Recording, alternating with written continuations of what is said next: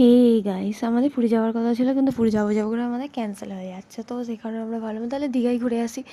তো আমরা রেডি ফেডি হয়ে গাড়ি এসে গেছিলো, বাইরে দাঁড়িয়েছিল ঘরের বাইরে। তো আমরা গাড়িতে বসে পড়ে আমরা সবাই যাচ্ছিলাম। তো গাইস, আমরা প্রায় এসে গেছিলাম, প্রায় আর যেতে যেতে আমাদের 3 ঘন্টা প্রায় লেগে গেছিলো।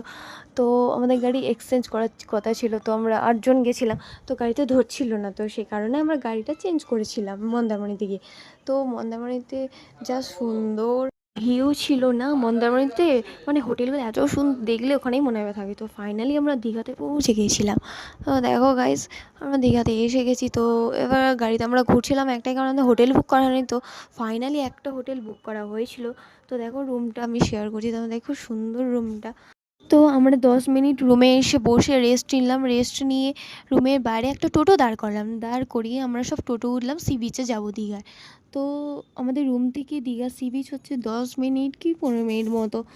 তো গাইজ, আমরা ওখানে ঘুরে টুরে সামনে একটা রেস্টুরেন্ট ছিল, তো ওই রেস্টুরেন্টটাতে আমরা খেতে গেছিলাম। তো দেখো গাইজ, আমার সব অর্ডার ফেলে দেওয়া হলো। ফাইনালি অর্ডার দেওয়ার পর সবাই ভেজিটেরিয়ান খাবার খাচ্ছিলো, আর আমি আমার বোন দুজনেই হচ্ছে চিকেন খাচ্ছিলাম। দেওয়া হয়ে যাওয়ার পর আমরা বিচে একটু ঘুরে রুমে চলে এসেছিলাম।